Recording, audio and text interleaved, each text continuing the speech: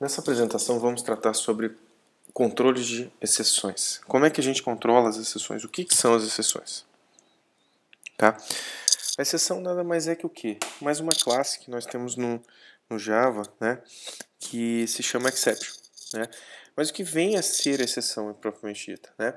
A exceção é todo e qualquer erro, né, que vem acontecendo no seu programa, e esse erro pode ser tratado, né, seja em tempo de design, né, ou em tempo de execução, tempo de runtime.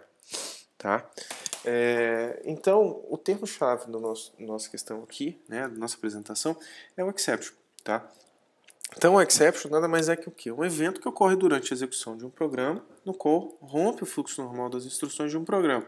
Né? Ou seja, ele pode acontecer a qualquer momento e você pode tomar medidas de tratá-lo ou não. Tá? Nós temos diversos tipos de exceção que vamos ver mais à frente na apresentação.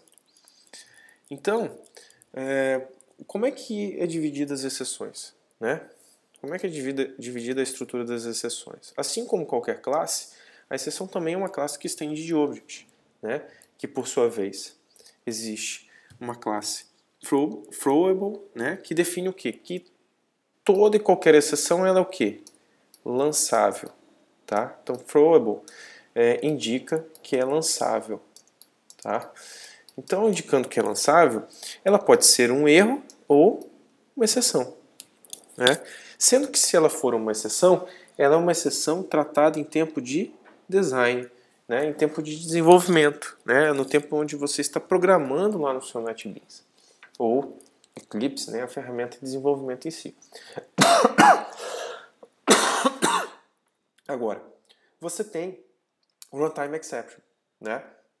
O Runtime Exception, ele indica o quê? Que é uma exceção que vai ocorrer somente em tempo de execução. Então não é possível prever, a não ser que você olhe na documentação e faça explicitamente o tratamento dessa exceção, você não é obrigado a tratá-lo. Então, por exemplo, um erro de divisão por zero, ele não é um erro previsível, né? Mas é possível, né, de você identificá-lo, né, e possivelmente tratá-lo. Agora, no caso de uma exceção de runtime, provavelmente é porque realmente há um problema na sua lógica, se você tiver necessidade de tratamento desse tipo de exceção. E você precisa melhorar, né, cercar melhor as condicionais do seu programa. Né, as condicionais, né, o controle de fluxo do seu programa, basicamente. Agora, se eu quero criar uma exceção, basicamente eu tenho que conhecer o seguinte.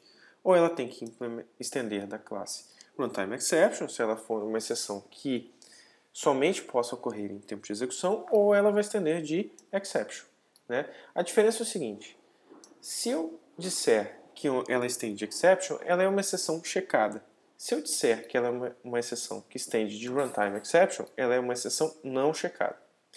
Pois bem, agora, eu tenho também o erro. O erro, comumente você vai ver, quando sua máquina virtual Java é configurada de forma inadequada, ou muitas vezes não é configurada, né, quanto aos parâmetros de memória, que é um bom exemplo, pode acontecer um erro. Esse erro se chama geralmente de out of memory error.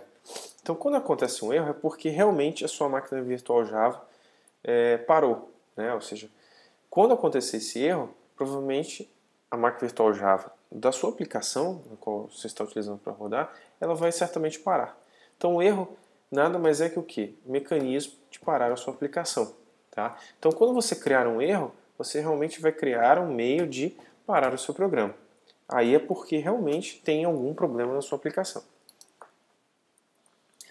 Agora, eu tenho throws, né, e throw. Quando eu quero lançar uma exceção, o que eu posso fazer? Eu uso throw, assim como na declaração de uma classe, você cria o new exception. Você utiliza esse termo new, ou seja, eu quero lançar uma nova exceção.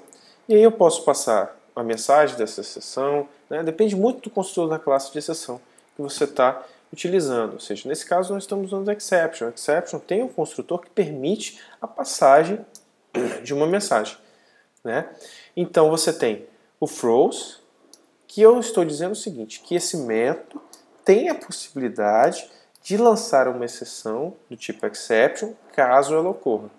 Então, mais uma vez, throw indica que eu vou lançar uma exceção, estou lançando uma exceção dentro de um bloco. E que a exceção contida desse método, ou seja, é lançável a exceção do tipo exception. Agora, para o controle de exceção, né, em algum momento eu posso tentar, né, controlar a exceção. Caso eu tente tratar essa exceção, controlar a exceção, eu vou pegá-la, né, e finalmente, independente se acontecer ou não, finalmente eu posso declarar, fazer alguma coisa que finaliza a conexão com o banco, né? Depende muito do recurso que eu estiver manipulando. Então, por exemplo, exemplificando o caso de um banco, né, de acesso ao banco. Posso tentar acessar o banco. Se acontecer uma má configuração no driver, né, um erro de configuração do driver, eu posso tentar fazer um tratamento, né? E, por sua vez, né, eu posso finalizar, né, e, por exemplo, tentar me desconectar do banco ou definir nulo para a variável na qual utilizei para conexão com o banco, né? Agora, eu tenho aqui uma pilha de exceções, sendo que o que aqui, ó? Na verdade, o que eu vou tratar? Então, às vezes nós temos a hierarquia entre exceções, né? E também pode ter o conceito de ocorrer mais de uma exceção. Então, por exemplo, pode ocorrer uma IO-exception aqui, né? Uma IO-exception e uma mais genérica. Uma mais genérica. Como o quê? Como exception, né?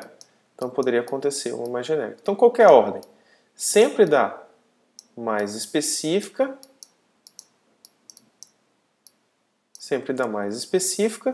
para menos específica. Esse é o conceito básico, tá?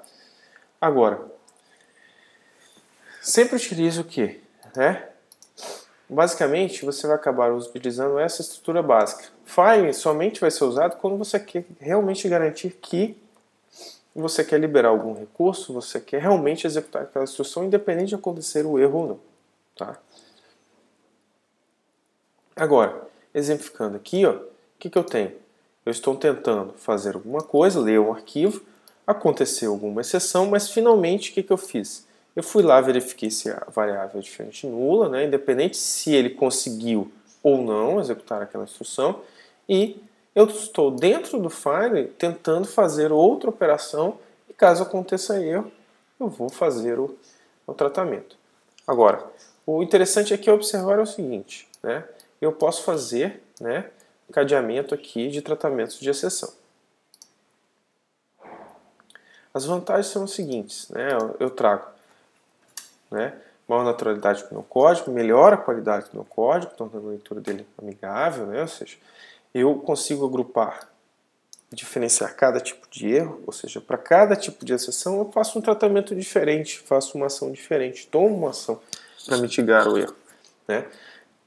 Posso promover a propagação, né, e ter acesso, por sua vez, à pilha, que é a pilha de chamadas, o call stack. Né?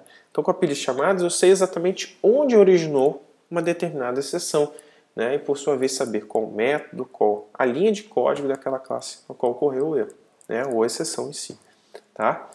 Agora, a desvantagem é o seguinte, para toda exceção lançada, para cada exceção lançada, né, você está criando um novo objeto. Novo objeto significa o quê? Mais memória. Né? Mais memória. Então a gente tem que ter muito cuidado. É interessante que em um determinado projeto você avalie muito bem o uso ou não de exceções. Se você tem regras que demandam de acesso rápido, por questão, por exemplo, de um tempo de milissegundos, é interessante que você utilize, na verdade, não utilize exceções. Tá? Agora, quando você tem um acesso pontual que dá tempo de você criar a exceção, utilizar a exceção, né, fazer o tratamento dela, né, e depois essa nova classe de exceção, né, essa nova instância dessa classe de exceção que foi lançada, ser reciclada, né, então é viável você utilizar exceções. Então se preocupe muito na hora de adotar exceções quando você tem uma preocupação com memória, né, consumo de memória. Agora, como é que funciona?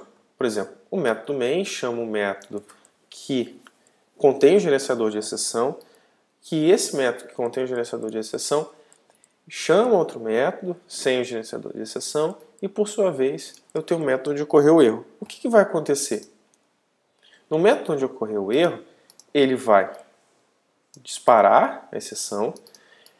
Como não há o tratamento, o que vai acontecer? Essa exceção vai subir, né? Ou seja, vai subir na cadeia, ou seja, o método que chamou essa exceção, ele tem o tratamento. Então, aqui dentro vai ocorrer o tratamento. Então, não vai ocorrer, né? Por exemplo, digamos que essa classe main seja a tela, né? Ou seja, não vai aparecer nenhum erro na tela, né? Somente, possivelmente vai ser exibido algum erro no console, ou você vai tratar como uma mensagem a ser exibida, né, na tela, e assim por diante. Agora, em nenhum momento essa exceção vai pipocar, ou seja, aparecer na tela do usuário. Agora, se eu quero criar minha exceção, o que eu faço? Né? Com a minha classe de exceção, eu estendo, né, eu crio a minha classe chamada, por exemplo, appException, e essa classe estende de exception. Então eu posso fazer uma hierarquia de exceções. Então, por exemplo, eu crio uma classe mais genérica na minha aplicação chamada appException e, em seguida, eu posso criar exceções de acesso a dados e exceções de controle, da camada de controle, né? E, por sua vez, essa exceção estende de appException. Agora, quando eu tenho, né, a minha exceção estendendo a minha classe estendendo de exception, né, a minha classe appException, ela estende, né, de exception. Como é que eu declaro isso? Da mesma forma como uma classe normal, usando o termo extends. Isso é válido para dar exception e para contra exception.